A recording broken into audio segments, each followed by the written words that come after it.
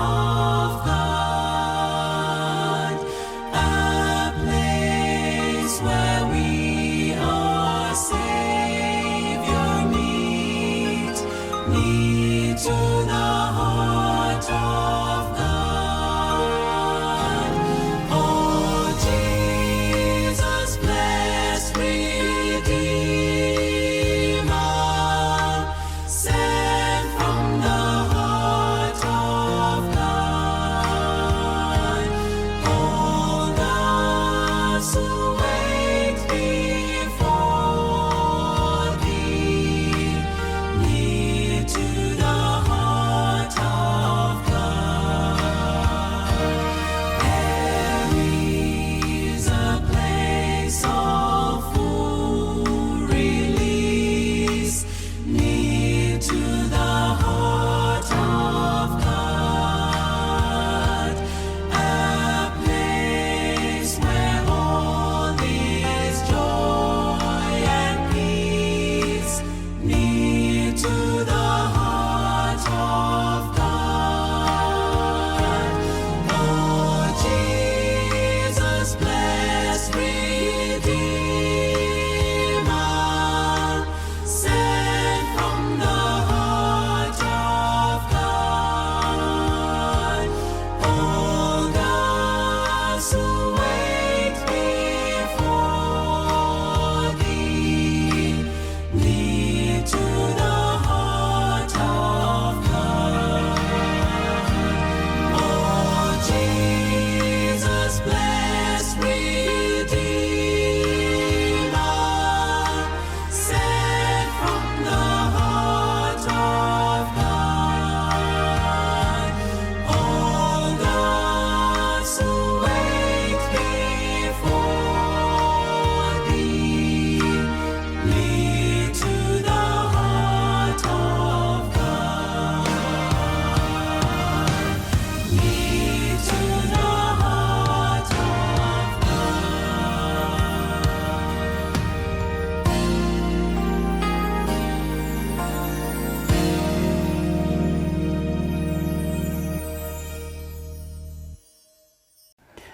Ndinokukwazisai mose vana vaMwari muzita raJesu Kristu. Amen. Tinoda kutenda Mwari, idi Mwari ngaakudzwe nekutichengeta, nekutipa upenyu kuti tigone zuva ranhasi kunzwa inzwi rake. Nhasi tichadzidza kubva kubhuku raJohani, tiri kuTestamende itsva, tiri pana Johani chapter 4. Ndoda kukuverengerai kubva pavhesi 43 kunosvika pavhesi 54. Bhaibheri shoko raMwari rinoti, mazuva maviri akati apfuura, akabvapo akaenda Garirea, nokuti Jesu wamene akapupura kuti muprofita haakudzwi munyika yake. Zvino wakati achisvika Garirea, vaGarirea vakamugamuchira, nokuti vakanga vaona zvose zvaakaita Jerusarema pamutambo, nokuti naivo vakanga vaendawo kumutambo. Zvino Jesu akasvika zvekana reGarirea, paakanga ashandura mvura akaiita waini. Ipapo pakanga pano mumwe mutariri washe, mwanakomana wake wakanga achirwara paKapenaumu. Iye wakati achinzwa kuti Jesu wabva Judhiya wasvika Garirea, akaenda kwaari akamunyengetera kuti aburuke kundoporesa mwana wake, nokuti wakanga otandadza. Verse number 48. Zvino Jesu akati kwaari, kana musingaone zviratidzo nezvishamiso. Musoro wenyaya wezuva ranhasi unoti zviratidzo nezvishamiso. Saka Jesu akapindura baba akati, kana musingaone zviratidzo nezvishamiso hamungatongotendi. Muranda washe, mutariri washe, akati kwaari, Ishe, burukai henyu, mwana wangu asati afa.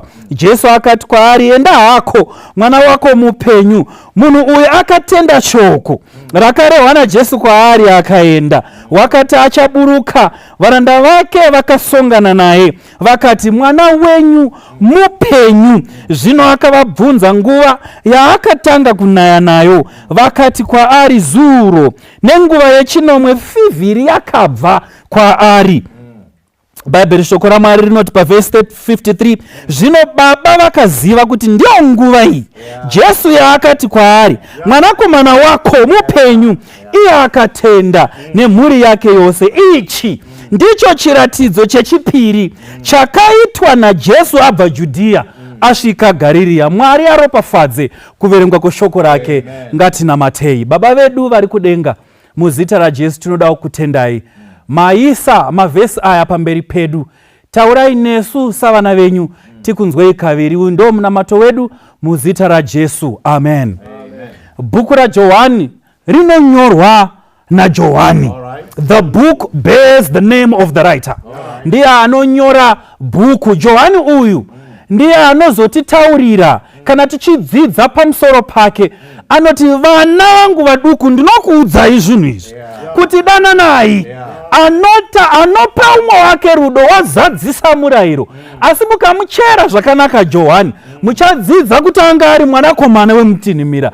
Iye namukoma wake Jakobho vaive nehasha kusvika vapiwa zita remadunhurirwa rekunzi the sons of thunder. Hasha dzavo nekutenda kwavo zvikasangana. Vaigona kutoti kuna Jesu, vanhu vari kuramba kutenda shoko renyu ava, madita kumbira moto kubva kuna Mwari, vaparadzwa. Asi Johani akaramba akatarisa chimiro cha Jesu, akaona kusafanira kwake. Akaramba akatarisa chimiro cha Jesu, akaona kusarurama kwake. And by beholding the character of Jesus, his own character was changed. Jesu atinonamata ndi Jesu unoshandura zvimiro. Vakatokupa senemu nekuda kwemaitiro ako, nyangwe newo waneta nekuda kwemaitiro ako. Let me introduce you to Jesus, the changer of character. Jesu unokugadzira ukava munhu kwaye. Saka Johani ndiye umwe wavarume mukati meshoko raMwari who chooses obedience over comfort. Johani ndiye umwe wavarume mubhaibheri anoti kuteerera Mwari kuri nani pane kugarika. Johani ndiye umwe wavarume mukati mebhaibheri anoti, take the world but give me Jesus. Torai henyu pasi nezviro zvaro zvose, asi ndipei Jesu. Wakati apona mudhiramu raiva namafuta aipisa, vakamubvisa vakamuisa paPatmos. Zvakazarurwa 1:9 ndo inochititaurira kuti ndaiva pachitsuwa nokuda kweshoko raMwari. I was on the isle because of the word. Saka aenda pachitsuwa nokuda kwokuteerera Mwari. Mwari dzimwe nguva unogadzira moindimendi navanhu vake pazvitsuwa. Irombo rakaipa kana muKristu akatadza kuteerera Mwari, akatiza chitsuwa. And yet pachitsuwa ndo pane meseji yako inobva kuna Mwari. Saka Johani akati ari pachitsuwa akanzwa inzwi raiita sehwamanda kumashure kwake. Akati, rega ndicheuke ndione. Ndokuona zvigadziko zvemwenje zvina. Jesu atifamba famba pamusoro pazvo. Johani akati achiona chimiro chaJesu akawira pasi. Jesu akamuti, usatya, ndini uya ivapo. Akambofa asi ndiripo nekusingaperi. Saka Jesu dzimwe nguva unoda kusangana nevanhu vake pazvitsuwa. Irombo rakaipa kana maKristu tichitiza zvitsuwa zvatagadzirirwa naMwari. Saka Johani ndiye anonyora bhuku ratoda kudzidza pariri. Pana chapter 4 pane nyaya mbiri dzinozipa. Pane nyaya yaJesu nemudzimai wapatsime, kozoita Jesu nemuuyu mutariri wache, murume unoremekedzwa. Regai titarise nyaya yemutariri wache. Mukaverenga zvakanaka muchanzwisisa kuti Johani paanonyora donzo rake anoda kuti vanhu vazvinzwisise kuti Jesu ndiye Kristu, mwanakomana waMwari. Mateo paanonyora vanhu vanonga muchiramba kuti Jesu ndiye Mesiyasi anobuda murudzi rwaJudha. Ndosaka achinyora mazita aya pachapter 1 kuti vanhu vatende kuti Jesu ndiye Mesiya. Mark kana achinyora ari kungoburitsa pachena kuti Jesu kana uchinge wamuudza dambudziko rako haagari pasi. tarira zviratidzo nezvishamiso zvinoitwa naJesu mubhuku ramake, wozvienzanisa nezviri kuna Mateo naRuka zvakasangana, uchaona kuti zvakanyorwa naMaki zvakawanda. Chikonzero ndechei? Jesus is a man of action. Ukauya kubhuku raRuka, Ruka rinoda kungotidzidzisa kuti Jesu ishamwari yavatadzi. There is no need to walk about with your head hanging down low because of what you have done. Kuna Jesu anosuka zvakaipa zvedu. Saka pamunouya pabhuku raJohani, Johani nyaya yake ndeimwe chete. Jesu ndiye Kristu, ndiye mwanakomana waMwari. If you want to understand the thesis of the book, unouya pana John chapter 20 verse ya 30 na 31. Zvino Jesu wakaita zvimwe zviratidzo zvizhinji pamberi pavadzidzi vake zvisina kunyorwa mubhuku iyi.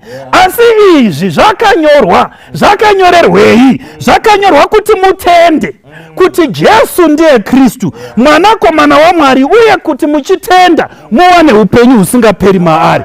Saka thesis yebhuku raJohani, tendai kuti Jesu ndiye Kristu, ndiye mwanakomana waMwari. Kana muchitenda muchazviwanira upenyu husingaperi. Chimwe chinhu chamunofanira kunzwisisa pabhuku raJohani, Johani anoburitsa bhuku rake panguva kutenda kwamaJudha pakwakanga kopera.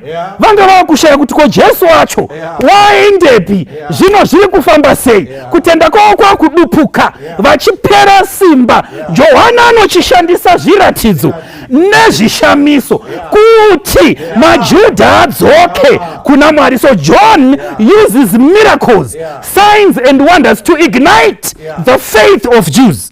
Ndo zvaanonyorera. Saka mukauya pachapter 4 munonzwa kuti mazuva maviri akati apfuura, Jesu wakabvapo akaenda Garirea. Waifanira kudarika napaNazareta, asi haana kudarika napaNazareta. Chikonzero ndechei?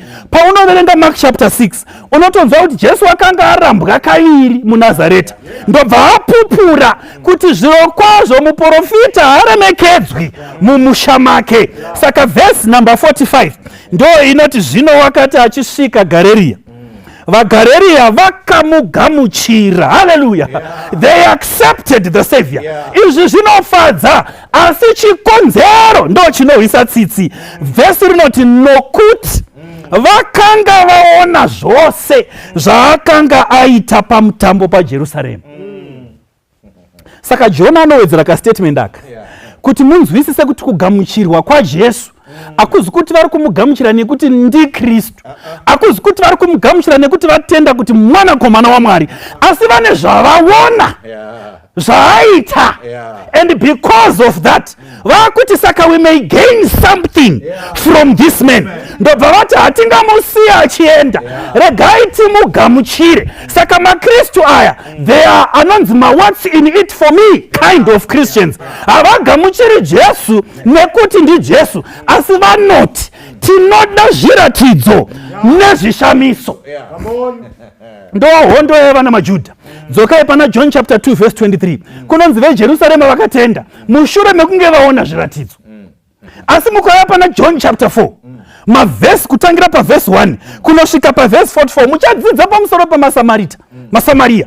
Ava vakatenda muna Kristu vasina chiratidzo chavakaona. Jesu akasangana nemukadzi patsime akamuudza zvaari. Mukadzi akaenda kunokoka vazhinji. Verse 41 inondifadza, inoti navamwe vazhinji vakatenda neshoko rake, vakati kumukadzi, hatichatendi nokureva kwako, tazvinzwira timene, tinoziva kuti uyu ndiye Kristu muponesi wenyika zviro kwazvo. Saka vaSamaria vanotenda kwete nekuti vaona zviratidzo, asi vanotenda nekuti vanzwa shoko. Irombo rakaipa nhasi maKristu atiinawo vane inonzi monkey religion, kashoma kuti tsoko isiye rimwe davi isati yabata rimwe. Ameno unenge waivhundutsira sei? Saka inoti kana ndakabata apa, I will not let go until I hold on to something. Tsoko haidi kumborembera mumhepo, asi Mwari unoti kutenda ndiko kurembera mumhepo, nekuti ini ndakati ndinokuchengeta. Rembera mumhepo nekuti ndakati ndinokuchengeta. Saka vazhinji vane kutenda kwetsoko, they will not let go until they hold on to something. Jesu abvati munondigamuchira nekuda kwemashura kwezviratidzo, munondigamuchira nekuda kwezvishamiso, but hondo ndeiyi, your faith is founded on a weak foundation. Ndikafunga kusakuitira zvauri kuda kuitirwa, unogona kundifuratira. God in his wisdom at certain points in our lives achaona zvakafanira kusatipa zvatinomukumbira, asi nekuti kutenda kwedu kwakazembera pazviratidzo nezvishamiso zvatiri kutarisira zvikasaitika, we may never walk with God again. Saka irombo rakaipa kana kutenda kwevanhu kwakazembera pazviratidzo nezvishamiso. Saka musikana anenge achitoti ndikuziva kuti relationship yandiri pairi haiti, ndozviziva, but kana musati mandibatisa apa handisiya. Ndiri kuzviziva basa randinoita rinondikonesa denga. I know kuti kungwavha kwangu hakundiiti ndinogona kusapinda mudenga, asi kana musati mandibatisa apa handisiya. Ndo hondo yamakristu zuva ranhasi, ndo hondo yajesu kubva kare nanhasi. Saka bhaibheri shoko raMwari pavhesi ya46 rinobva rati zvino Jesu wakasvikazve paKana yeGarirea paakanga ashandura mvura ikaita waini. Ipapo pakanga pano mumwe mutariri washe, mwanakomana wake wakanga achirwara paKapenaumu. Maita basa mfundisi nekutsanangura chinonetsa pakutenda kwevanhu. But verse 46 rine dambudziko. Vapepeti vebhaibheri vanoti rine inonzi an oxymoron. Ipfungwa dzinoita sedzinotungana, but pfungwa idzi dzichitsvodana. Pane ma2 incidents. Verse 46 zvino Jesu wakasvikazve paKana reGarirea paakanga ashandura mvura ikaita waini.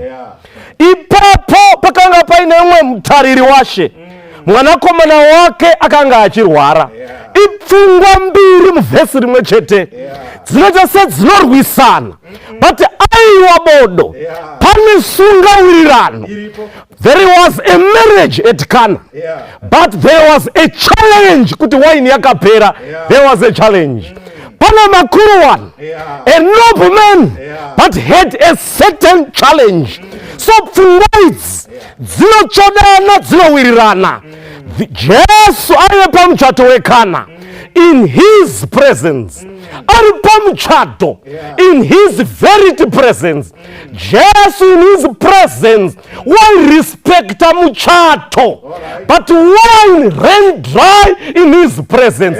Jesu waivadzisa chidzidzo kuti along the way of marriage it's not going to be a rosy journey. Rwendo urwu, it's a roller coaster journey.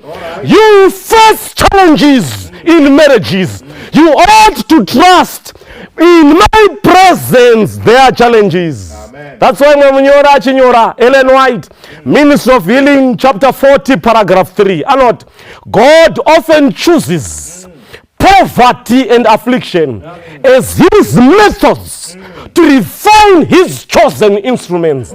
Mwari unoshandisa bhodho rematambudziko, oshandisa bhodho reurwere nematambudziko kupurifya vana vake. Waini inogona kupera mukati meupenyu. Ndiye murume uya achikupfimba waigwesha, but nhasi anongoblutika achakuoni. Waini inogona kupera, but remain faithful to Jesus. Problems exposes us to Jesus. I am reminded of Luke chapter 1 verse 5 and 7. Though Zechariah and Elizabeth had a noble marriage, but when yakapera along the way, this is the road. God is grooming his people. Mwari anoshandisa matambudziko kuyeza vana vake vanotenda kwaari.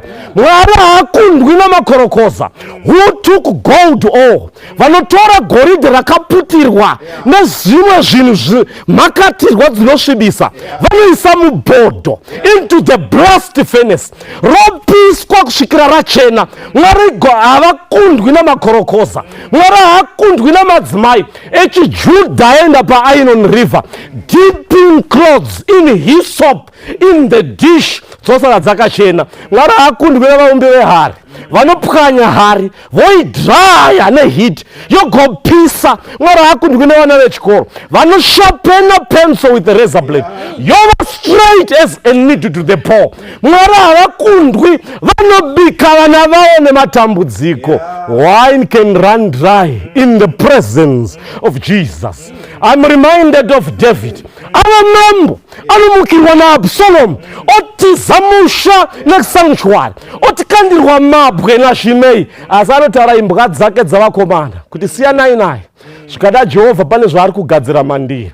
Waini inogona kupera mukati meupenyu in the presence of Jesus himself. Jesu pane chaanenge achigadzira mukati meupenyu hwedu. I'm reminded of Paul anoti I have the oracles of God. Ndakaona Jesu mudenga rechitatu, but I have been buffeted by the devil. Ndakarohwa nemuvengi, ndine munzwa munyama, but Kristu anoti my grace is sufficient for you. Mamwe matambudziko Kristu anomasiya ndei ibhodho ratiri kubikwa naMwari. Wine can run dry in his presence. Ane basa reumizha raari kugadzira, fashioning and heart transplant. Ari kugeza nekukanika moyo. Even kuna Judah, Israel rinoenda for Babylon 70 years. Wine ran dry in the presence of Jesus. Affliction is the furnace of purification. Matambudziko chikoro chekugadzira vana vake nekuvanatsa nekuvapurify. God permits challenges. The irony of suffering. Tinoona enobleman munhu mukuru, because of challenges they pushes him to Jesus. Nenda kuna Jesu. Naye Jesu ndiye mwana unorwara. Problems bring us to have a conversation with Jesus. Say Kristu achega matambudziko. Kunyange na Jobo, wine ran dry. This is the school of faith, a blood-stained path. Mwari anenge achidzidzisa rwendo rwekutenda. Jesu anotarisa murume uyu anotarisa mumwoyo oti, what a man, a worn out man with a dust on his feet. Ningatenda here pamurume akadai. Jesu anoverenga mwoyo anoti, blessed are those who believe and they do not see. Vakaropafadzwa vanotenda vasina kuona zviratidzo. In this time we are living at the thread of eternity. Zvinonzi Matthew chapter 24 verse 24. Vazhinji vachatsauka pakutenda vachitevera vaprofita venhema because of the need for signs and wonders. Bread and fish Christians vachatevera metaphysical substance to sustain their faith. Mazuva ekupedzesera vachatevera anointment oil, bangles na handkerchiefs to sustain their faith. Vakaropafadzwa who rely on God's promises vacharamba vakabatirira pana Kristu, kwete vanoisa salt pamadoorpost.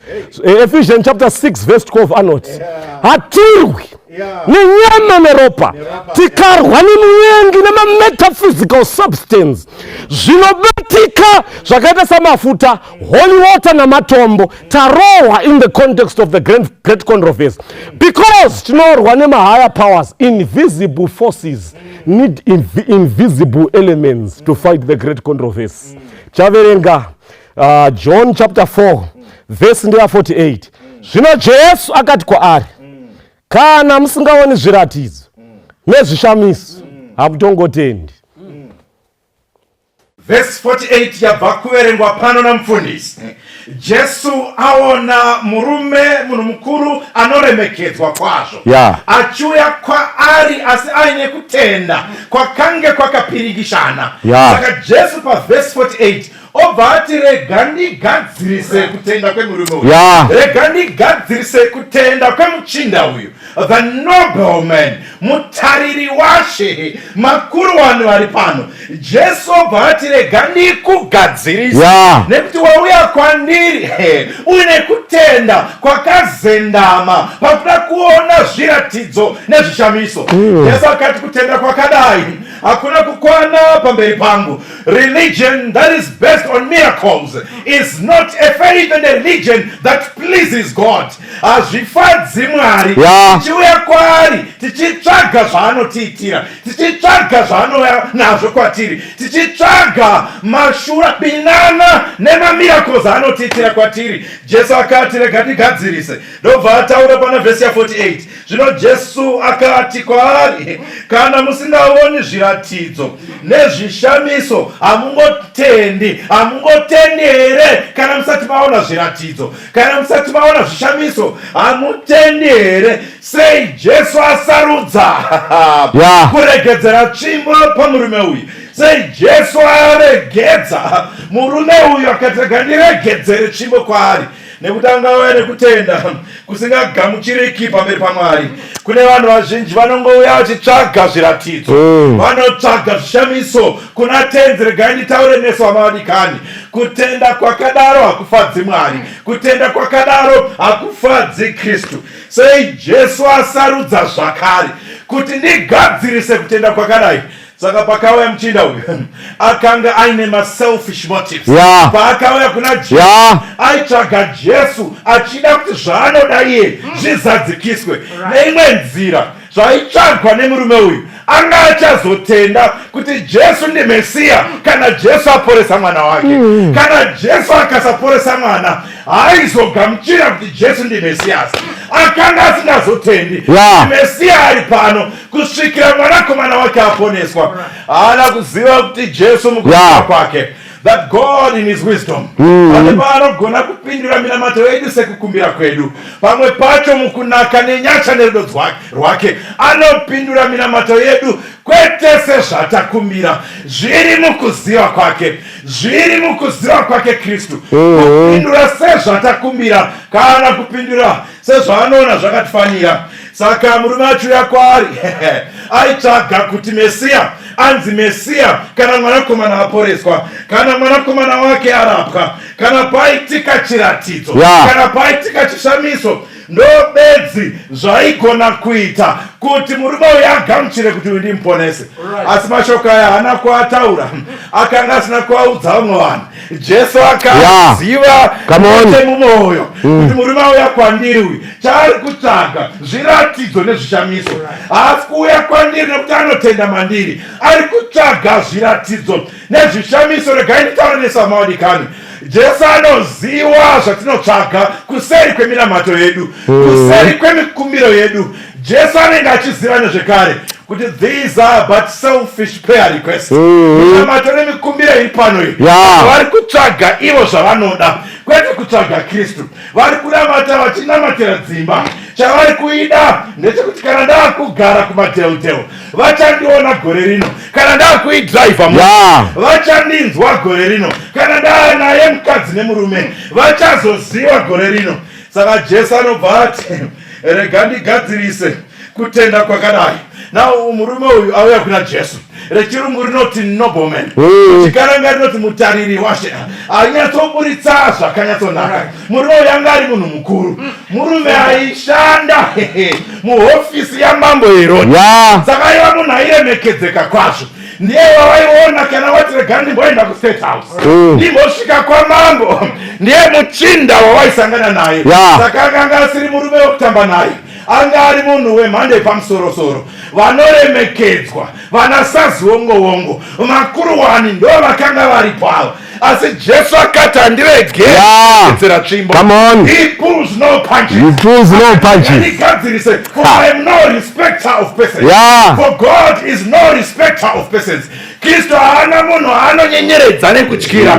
Akati rega ndigadzirise kusatenda kwakadai, rega ndigadzirise kusatenda kwakadai. Saka anobva amuudza kuti ima mutende here kusvikira maona zvishamiso, kusvikira maona zviratidzo, ndo pamunozotenda here. Angaona nechekare, angaziva nechekare kuti murume auya kwaari uyo haasi kutsvaga muponesi, chaari kutsvaga kuponeswa. Murume angauya kwaari aitsvaga kurapwa, asi asingadi murapi. Murume angauya kwaari aitsvaga kudzikinurwa, asi asingadi mudzikinuri. Murume angauya kwaari aitsvaga kudzivirirwa, asi asingadi mudziviriri. Murume angauya kwaari aitsvaga kumiririrwa asi asingadi mumiririri. Murume akauya kwaari aitsvaga rugare asi asingadi muchinda werugare. Jesu akati, Taipi, I will not live like that. I will rebuke. Rega ndigadzirise. Kusvikira maona zviratidzo nezvishamiso hamungatongotenderi kani. Saka anga aona zvazvitsvagwa. Rega nditaure nevanhu vanouya vachirevesa mukukumbira kwavo kuti kurevesa nekusarevesa kwenyu Kristu vanoona. Anenge achiziva henyu zvamunokumbirira nezvamunonamatira. Pamunenge muri pamabvi paya anoona kurevesa nekusarevesa kwenyu. Pane vanongotsvaga zvinhu kuna Kristu. Pane vanouya kwaari vaine zvaanoda. Kristu anoti kutenda kwakadaro hakuna kufanira nekukwanira pamberi pake. Saka anobva aenderera mberi. Zvikanzi pavhesi ya49 mutariri washe akati kwaari, Ishe, burukai henyu mwana wangu asati afa. Kunonzi nenguva chimbi chimbi. Murume akanzwisisa kuti ndaonekwa. Akaona kuti moyo wangu nekurevesa kwangu nekusarevesa kwemwoyo wangu kwaiswa pachena. Ndabatwa kuti handisi kutsvaga muponesi. Ndabatwa kuti handisi kutsvaga mudzikinuri. Ndabata kuti handisi kutsvaga murapi mukuru. Ndiringotsvaga kuitirwa zvandoda. Pakarepo akashanduka, akatendeuka, kutenda kwake kukakwira. Haleluya. Amen. Taurire munhu ari pano wakauya kuna Kristu usina kutenda kwakakwana, kutenda kwakazara. Wakauya uchitsvaga zvinhu zvinouya naKristu. Wakauya uchitsvaga zviratidzo zvinoitwa naKristu. Wakauya uchitsvaga zvishamiso zvinoitwa naKristu. Pano paita munhu mukuru anobva atendeuka kana Jesu aisa pachena zvimiro zvemwoyo yedu. Saka anobva auya kwaari akunyatsokumbira kana pane chinhu chandakaona muupenyu chinotienzanisa inhamo. Nhamo ndimaenzanise vana vaMwari. Nhamo ndimaenzanise vana vaMwari. There is an effect of affliction which puts us on level ground.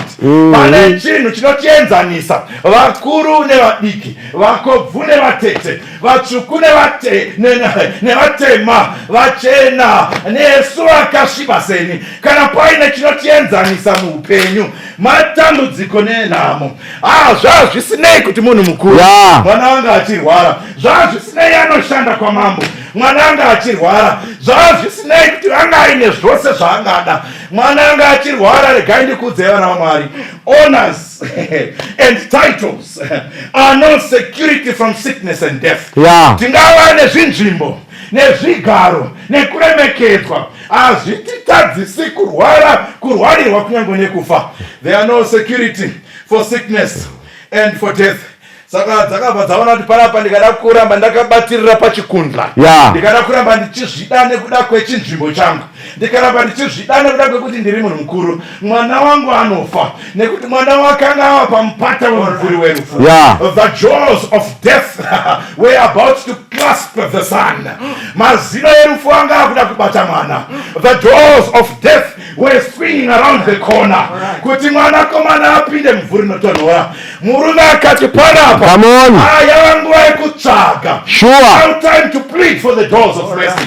Yavanguva yekutsvaga musuwo wenyasha kuti unditevere. Goodness and mercy ndo yakanga akuda kubva kuna Kristu, ndo yakanga akuda kubva kuna Kristu. Saka kutenda kwake kwaizunguzika setsanga, kwakabva kwakura kubva ipapo. Kutenda kwake kwakanga kusina kugadzikana semvura yakatsamwa mugungwa, kwakabva kwaterama.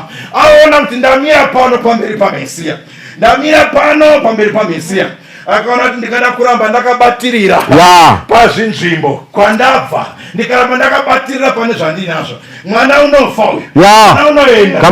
Unonzwa kunyange nemakumbiro aita, anotanga kuisa chikumbiro, akumbira achiti mwanakomana wangu unorwara, but paakudzoka zvino aninipiswa nematambudziko, aninipiswa nenhamo iri pamberi pake. Anoti karusvala kwangu, mwana wangu mucheche, my little child. Abva paya unoziva pachijudha, kana wakanga une mwanakomana waizvinzwa uri munhu, kana wakanga une mwanakomana waizvinzwa uri murume pavarume. Why? Nekuti vava vakatarisira kuti Mesiya unogona kubuda pakati pavo. Saka it was an honor kuva nemwanakomana. Asi akaona kuti ndikada kubatirira pakuti ndine mwanakomana panapa. Mwana anoenda, mwana anofanira kubva auya akati ishetenze, anouya kubva ati akuziva kuti I'm speaking to say zvaireva kuti Lord Jehovah Master, my son dies. Mukasapindira mwanakomana wangu wakufa zvino. Regai ndikuudzei vana vaMwari, tikaramba takabatirira pakuzvida pane zvichaparara muupenyu hwedu. Chimwe chichaita kuti nechato iparare takabatirira patindine pakuzvida. Chimwe chichaita kuti kunyangwe utano huparare takabatirira pakuzvida. Chimwe chichaita kuti zvose zvimwe zvikomborero zvatakambobatiswa zviparare kuramba takabatirira pakuzvida. Zvikanzi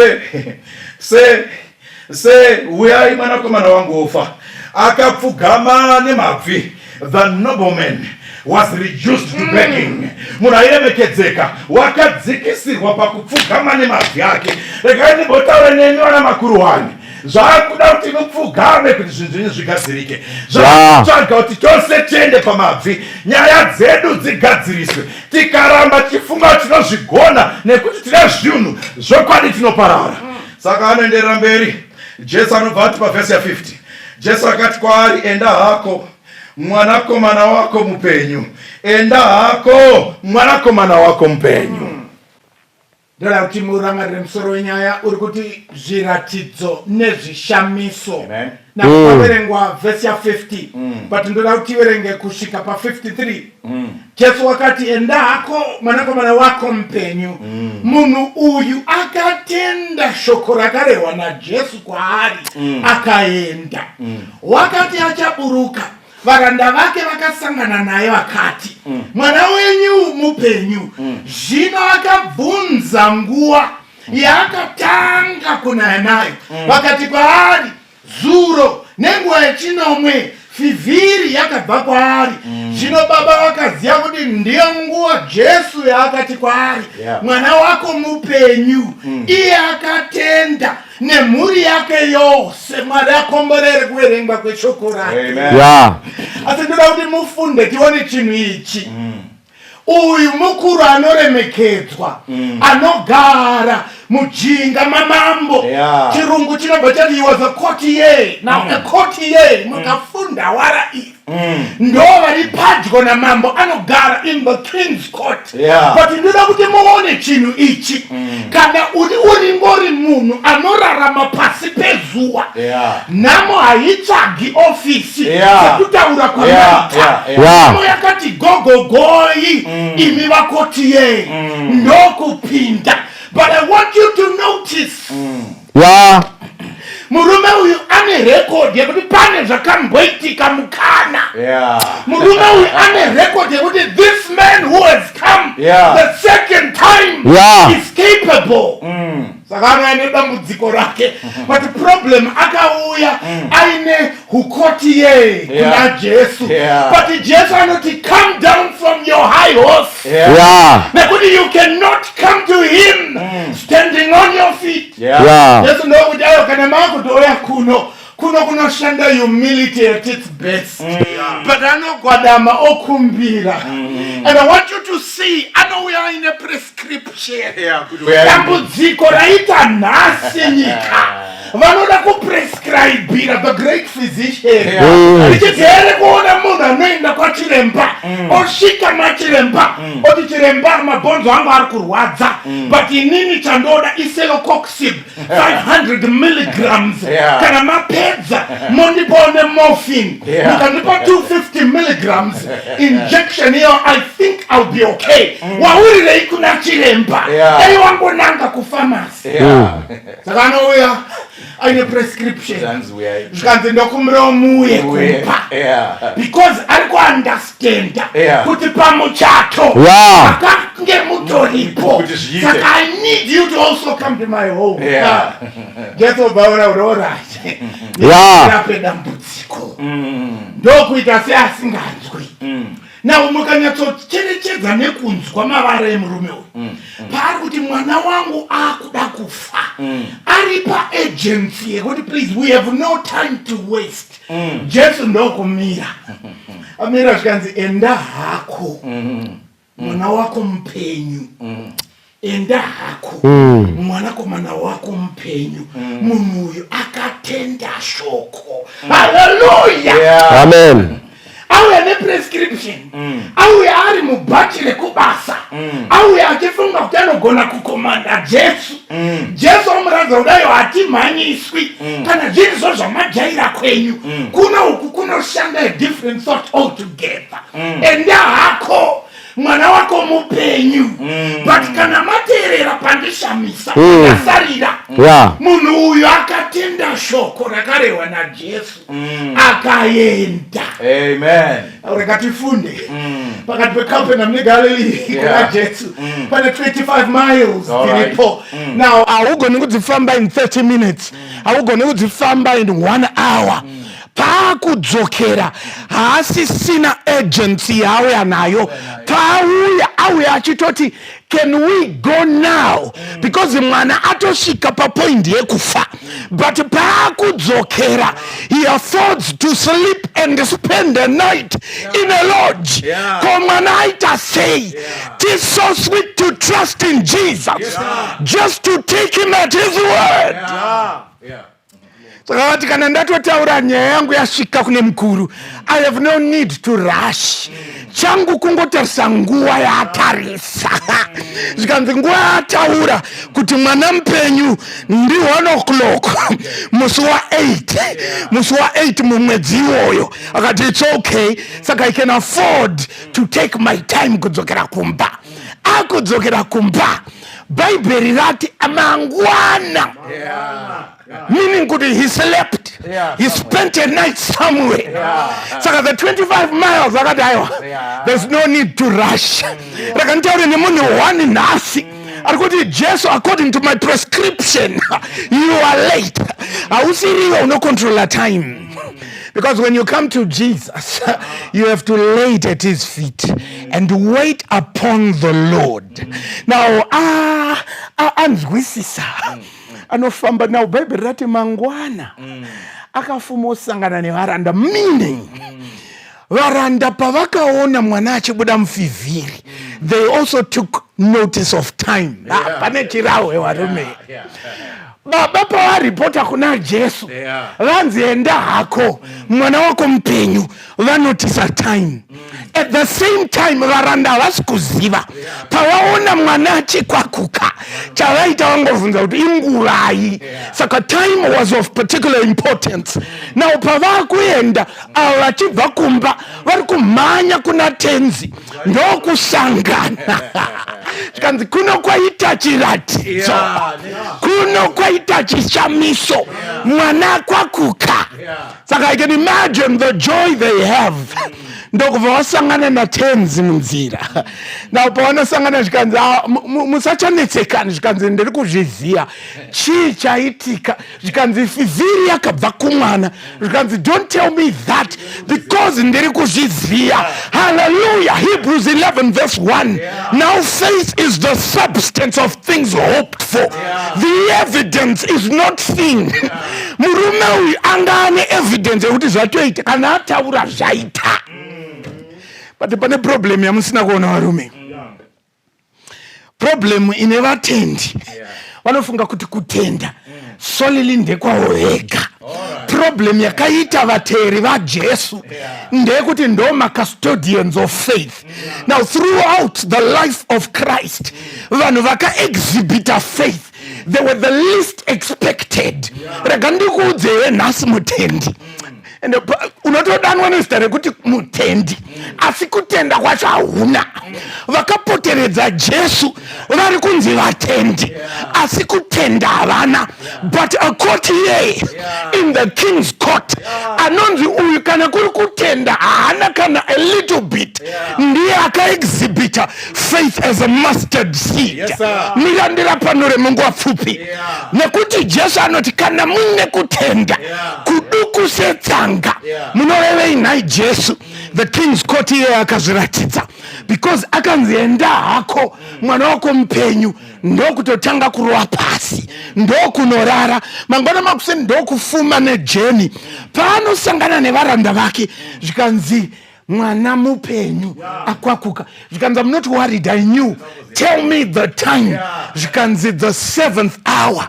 But panguai, the Roman time, 7th hour is 1 o'clock. Saka 1 o'clock ni zuro, mwana akakwakuka. Ndobva atarisa time akati indeed Jesu paakataura zvakaitika na 1. But choona manje, mustard seed ukaitora ukaiisa mumavhu, chemistry dzinoitika pasi pevhu, geotropism nephototropism, kobuda kamuti, kamuda kanotanga kukura, wakura unoita muti, shiri dzoita matendere, vafambi vowana mumvuri pekuwanda.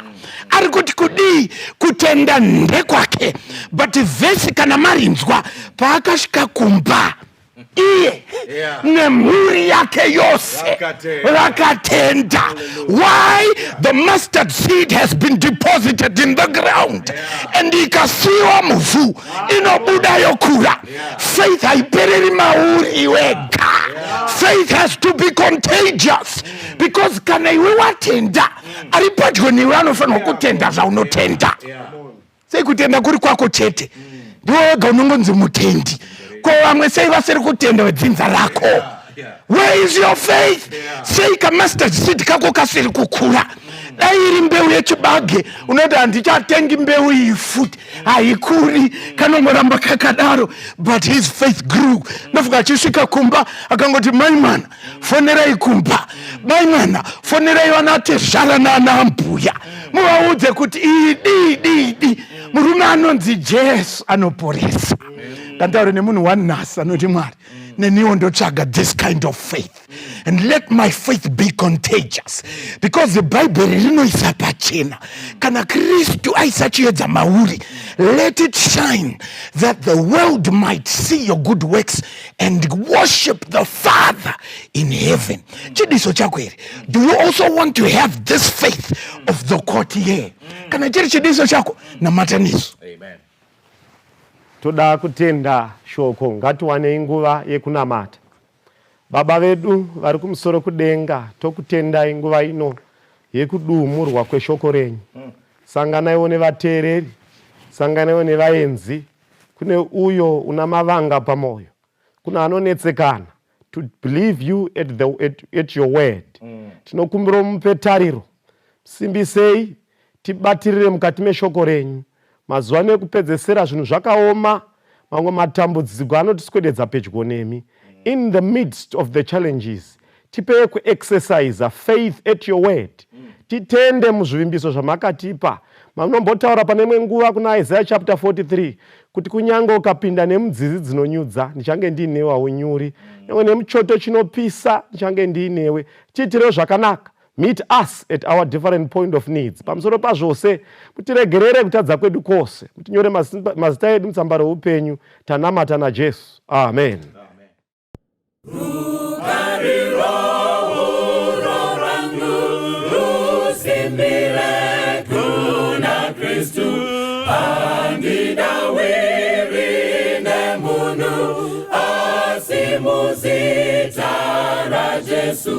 Dinomira kuna Jesu, ndiye domboneyo yangu, chimwendi chanyura zangu. Kuti awigwa ngedima, tsitsi dzake ndokarira, mumepo huru yesimba, ruoko rwake ndobata. Dinomira kuna Jesu, ndiye domboneyo yangu, chimwendi chanyura zangu. Chirangano chake icho nechidzidzo cheroparo, zvinondipa rusimbiro pakati pemadambudzo. Dinomira kuna Jesu, ndiye domboneyo yangu, nyura zangu. Apo anenge ouya netsuri ichazoridzwa, ndinoda kuti ndimire naJesu parudyi rwake.